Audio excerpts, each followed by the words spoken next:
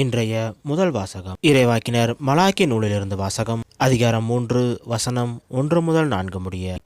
கடவுளாக ஆண்டவர் கூறுவது, இதோ நான் என் தூதனை அனுப்புகிறேன், அவர் எனக்கு முன் வழியை ஆயுத்தம் செய்வார். அப்பொழுது நீங்கள் தேடுகின்ற தலைவர் திடீரென தம் கோயிலுக்கு வருவார்.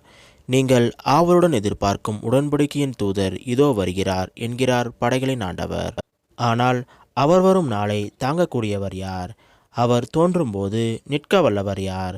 அவர் புடமிடுகிறவரின் நெருப்பை போலும் சலவை தொழிலாளியின் சவரக்காரத்தை போலும் இருப்பார். அவர் புடமிடுபவர் போலும் வெள்ளியை தூய்மைப்படுத்துவர் போலும் அமர்ந்திருப்பார். லேவியின் புதல்வரை தூய்மையாக்கி பொன் வெள்ளியைப் போல் அவர்களை புடமிடுவார்.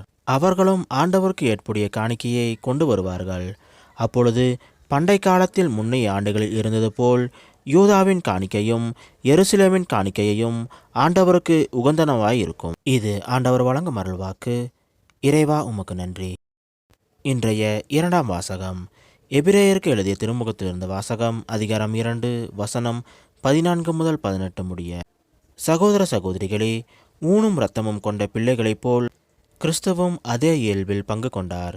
இவ்வாறு சாவின் மேல் ஆற்றல் கொண்டிருந்த அழகையை சாவின் வழியாகவே அழித்துவிட்டார். வாழ்நாள் முழுவதும் சாவு பற்றி அச்சத்தினால் அடிமைப்பட்டு இருந்தவர்களை விடுவித்தார். ஏனெனில் அவர் வானதூதருக்கு துணை நிற்கவில்லை, மாறாக ஆபிரகாமின் வழிமரபினருக்கே துணை நின்றார் என்பது கண்கூடு.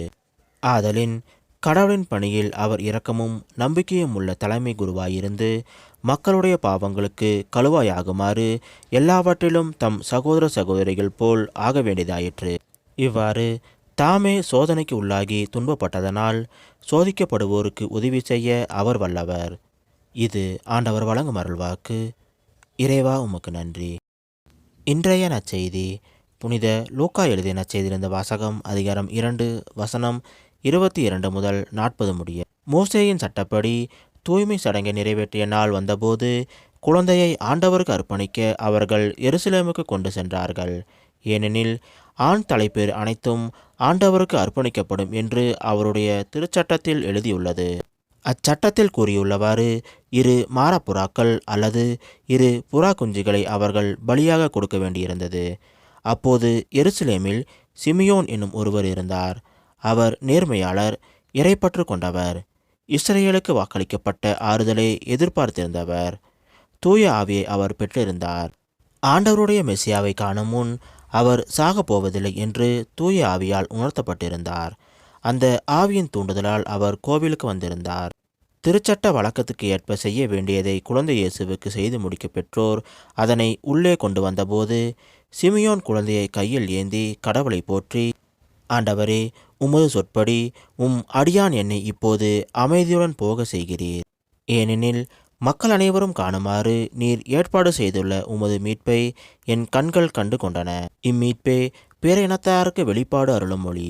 இதுவே மக்களாகிய இஸ்ரேலுக்கு பெருமை என்றார். குழந்தையை குறித்து கூறியவை பற்றி அதன் தாயும் தந்தையும் வியப்புற்றன. சிமியோன் அவர்களுக்கு ஆசி கூறி அதன் தாயாகிய மரியாவை நோக்கி, இதோ இக்குழந்தை இஸ்ரேல் மக்களுள் பலரின் வீழ்ச்சிக்கும் எழுச்சிக்கும் காரணமாக இருக்கும், எதிர்க்கப்படும் அடையாளமாகவும் இருக்கும். இவ்வாறு பலருடைய மறைவான எண்ணங்கள் வெளிப்படும். உமது உள்ளத்தையும் ஒரு வாள் ஊடுருவி பாயும் என்றார். ஆசேர் குலத்தை சேர்ந்த பானுவேலின் மகளாகிய அன்னா என்னும் இறைவாக்கினர் ஒருவர் இருந்தார். அவர் வயது முதிர்ந்தவர். மணமாகி 7 ஆண்டுகள் கணவனோடு வாழ்ந்த பின் கைம்பெண் ஆனவர். அவருக்கு வயது 84. அவர் கோவிலை விட்டு நீங்காமல் நோன்பிருந்து மன்றாடி அல்லும் பகலும் திருப்பணி செய்து வந்தார்.